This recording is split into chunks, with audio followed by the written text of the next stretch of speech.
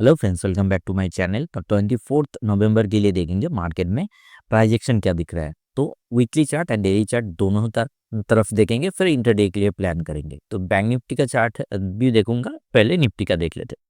Nifty time frame 1 week time frame पे भी लगा हुआ है। एंड मार्केट में क्या देखिए, प्रीवियसली यहाँ पर ब्रेकआउट था, ब्रेकआउट करने के बाद मार्केट रिटेस्ट किया एंड मार्केट अभी भी बुलिशनेस के साथ खड़ा है।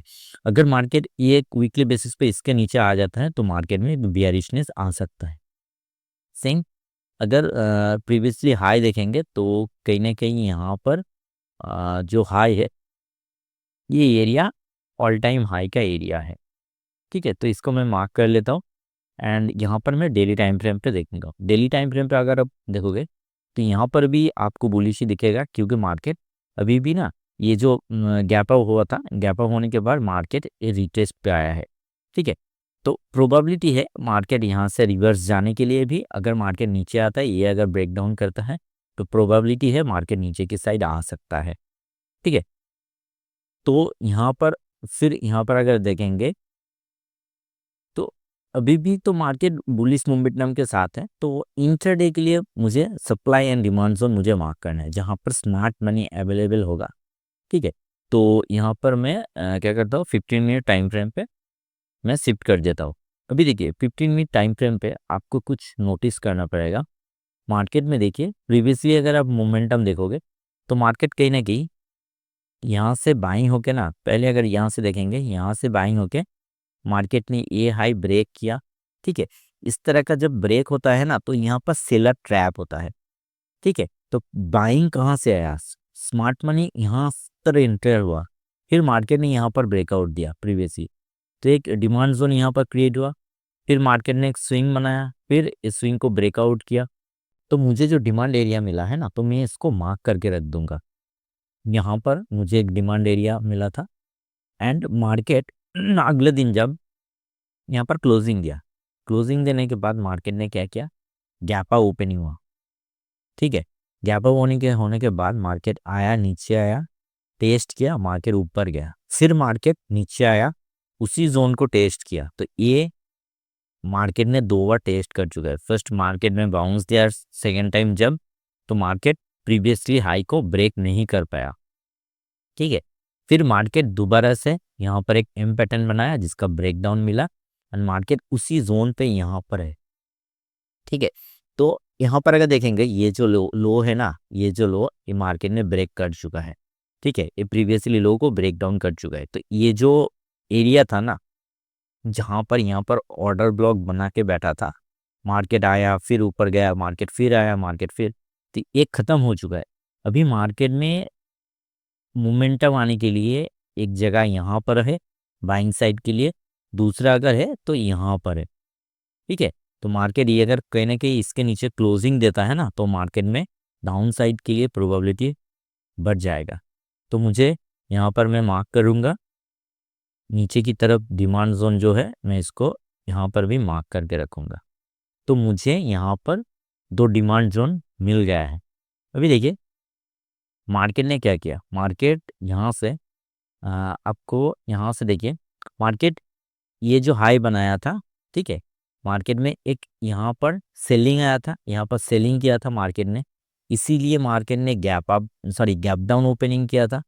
गैप डाउन ओपनिंग होने के बाद मार्केट एक अपसाइड के लिए मूव किया, परंतु यहाँ पर देखिए सेलिंग प्रेशर जब रहता है ना अपसाइड के लिए, तो मार्केट इतना अपसाइड में नहीं जा पाता। क्योंकि अगर मार्केट देखें, कोई यहाँ पर जब मार्केट कंसोलिडेशन किया ना, तो कोई यहाँ पर, ठीक है, सेल करके गया था, तभी मार्केट नेक्स्ट दिन गैप डाउन ओपनिंग हुआ। तो मार्केट फिर, अगर ये सेलर अभी भी यहाँ पर पूरा क्वांटिटी में एंट्री नहीं हो पाया है, अगर मार्केट फुल्ली ये वाला एरिया पे यहाँ पर चला जाता, तो ये सेलर फुल्ली एक्टिवेट हो जाता एंड मार्केट को नीचे है। तो यहाँ पर एक थोड़ा गैप पेंडिंग है, ये वाला एक गैप पेंडिंग है।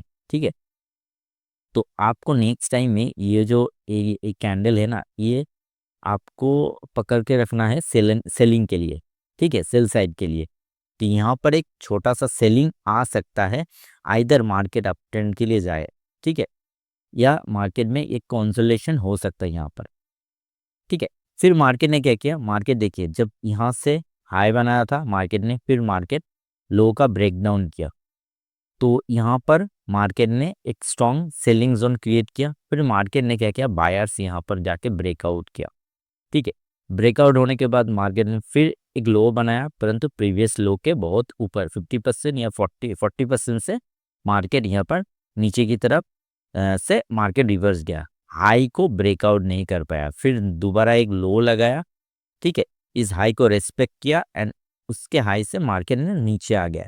तो अब देखिए ये जो हाई बनाया ना मार्केट, यहाँ पर तो कोई इस कैंडल में बाइंग करके गया था ना, तो ये बायर्स का इस सेल, यहाँ पर बायर्स ट्रैप हुआ एंड सेलर यहाँ पर एक्टिवेट होकर मार्केट ने, तो यहाँ पर एक रेजिस्टेंस जोन या आप सप्लाई जोन बोल सकते हो, मार्केट ने एक क्रिएट किया। तो यहाँ पर मैं ड्रॉ करके रख दूंगा, मुझे यहाँ पर सप्लाई जोन यहाँ पर एक मिला है, तो मैं इसको ड्रॉ करके रखूंगा।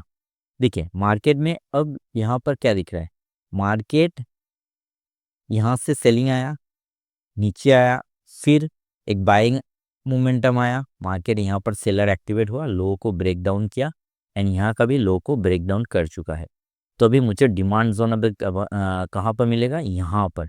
आइदर कल के दिनों में मार्केट 3 कंडीशन में ओपन हो सकता है, आइदर गैप अप ओपनिंग हो सकता है, ठीक है, आइदर गैप डाउन ओपनिंग हो सकती है या फ्लैट ओपनिंग हो सकती है। फ्लैट अगर ओपनिंग होता है तो मार्केट में फर्स्ट मोमेंटम जो हो सकता है डाउन साइड के लिए हो सकता है, क्योंकि बायर्स कहाँ पर है, डाउन साइड पे यहाँ पर बायर्स है, ठीक है। तो मार्केट अगर सेल साइड पे पहले आता है तो यहाँ से बाइंग होने का अपॉर्चुनिटी रहेगा। आइदर मार्केट अगर यहाँ से ओपन होने के बाद ही मार्केट अपसाइड के लिए जाता है, तो यहाँ पर अगर कोई भी प्राइस एक्शन बनता है इस जोन पे 5 मिनट टाइम फ्रेम पे या 1 मिनट टाइम फ्रेम पे, आप जो भी यूज़ करोगे, ठीक है, तो 5 मिनट टाइम फ्रेम पे अगर कोई भी प्राइस एक्शन यहाँ पर बनता है तो डेफिनेटली मार्केट थोड़ा यहाँ पर नीचे की तरफ आ सकता है। आइदर मार्केट यहाँ पर कंसल्टेशन करके अगर ब्रेकआउट करता है, ठीक है, थोड़ा यहाँ पर कंसल्टेशन अगर देखने को मिलता है, अगर ब्रेकआउट करते हैं तो प्रोबेबिलिटी है ये जोन मार्केट ब्रेकआउट दे सकता है, ठीक है। आइदर मार्केट गैप अप होने का प्रोबेबिलिटी ज़्यादा है, क्योंकि आप गिफ्ट निफ्टी देखोगे, गिफ्ट निफ्टी का क्लोजिंग यहाँ तक निफ्टी के अकॉर्डिंग अगर देखोगे तो गिफ्ट निफ्टी का क्लोजिंग ज़्यादा मार्केट ऊपर जाने के बाद हुआ है लास्ट टाइम में क्लोजिंग। तो फ्लैट अगर गिफ्ट निफ्टी ओपनिंग होता है तो भी मार्केट में निफ्टी को 100 पॉइंट से 80 टू 100 पॉइंट के आसपास गैप अप होना चाहिए, ठीक है। फिर मार्केट अगर इसके ऊपर गैप अप होता है एंड क्लोजिंग इसके ऊपर देता है तो प्रोबेबिलिटी है ये ब्रेक हो सकता है, ठीक है। तो यहाँ पर मुझे क्या, यहाँ पर अगर सेलिंग साइड के लिए देखेंगे तो फर्स्ट अगर मार्केट यहाँ पर ओपनिंग होता है, अगर यहाँ पर कोई भी बेयरिश प्राइस एक्शन मिलता है यानी इसमें से सेलिंग प्रेशर आता है, तो मैं फर्स्ट ट्राई करूँगा सेलिंग के लिए। आइदर यहाँ पर अगर ओपनिंग होने के बाद ब्रेकआउट देता है स्ट्रॉन्ग मोमेंटम के साथ, तो मैं अपसाइड के लिए देखूंगा, ठीक है। आइदर मार्केट फ्लैट ओपनिंग होता है तो मार्केट डाउन साइड के लिए देखना पड़ेगा, ठीक है। तो यहाँ पर मैंने supply and demand zone mark कर दिया है एंड यहाँ पर अभी बैंक निफ्टी में देखेंगे। तो बैंक निफ्टी में 15 मिनट टाइम फ्रेम यहाँ पर है। बैंक निफ्टी भी सेम देखिए, प्रीवियसली यहाँ से जब बाइंग सेलिंग आया था तो ये बायर्स पूरा यहाँ पर ट्रैक हो गया एंड यहाँ पर लो जो बनाया था ना प्रीवियसली लो, उसका ब्रेकडाउन भी हो चुका है। तो मार्केट में यहाँ पर देखिए ये जो बायर्स था, यहाँ पर मार्केट फर्स्ट मार्केट बहुत ऊपर गया, फिर मार्केट नीचे आया, यहाँ से फर्स्ट एक पुल बैक लिया, फर्स्ट टाइम फर्स्ट बाउंस यहाँ पर लिया। दूसरा बार जब आएगा ना मार्केट इतना इंटरेस्टेड यहाँ पर नहीं होगा इस प्राइस पॉइंट पे, क्योंकि फर्स्ट जो अटेम्प्ट कर चुका है ना, ठीक है। तो दूसरा बार अगर मार्केट यहाँ पर ब्रेकडाउन करने का प्रोबेबिलिटी दिखाए तो मार्केट डाउन साइड के लिए प्रोबेबिलिटी होगा। इधर यहाँ पर अगर स्ट्रॉन्ग कोई भी प्राइजेक्शन बनता है या कंसोलिडेशन यहाँ पर होता है तो प्रोबेबिलिटी है अपसाइड जाने का, इधर ब्रेकडाउन पे डाउन साइड जाने का। मार्केट अगर गैप अप ओपनिंग होता है तो फर्स्ट जो सेलिंग के लिए मुझे यहाँ पर एक देखिए ये वाला एक सेलर एरिया है, सप्लाई एरिया, तो ऊपर ये नहीं रहेगा, ठीक है। ऊपर साइड में जो सप्लाई जोन होगा ये वाला सप्लाई जोन होगा, क्योंकि इस एरिया पे ना प्रीवियसली दिन दिन जो मार्केट यहाँ पर कंसोलिडेशन था इसी कंसोलिडेशन पे सेलर अपना पोजीशन को बना के गया था, इसीलिए मार्केट जब ओपनिंग हुआ था, मार्केट एक गैप डाउन ओपनिंग देखने को मिला था। एंड गैप डाउन जब ओपनिंग हुआ था, ये जो प्रीवियसली जो यहाँ पर जो बाइंग मोमेंटम हुआ था ना, ये पूरा इसका लो को ब्रेक डाउन किया था। तो यहाँ पर पूरा ये बायर्स ना ट्रैप हो चुका था। तो इसीलिए एक सप्लाई जोन यहाँ पर मुझे मिला। दोबारा मार्केट यहाँ पर बनाया, इम्पोर्टेंट बनाया, इस बायर्स को ट्रैप किया एंड यहाँ का भी बायर्स को ट्रैप किया। तो ये एक सप्लाई जोन है। ये मिडिल का जो एरिया है ये भी नहीं रहेगा, इसमें कोई इम्पोर्टेंस नहीं है।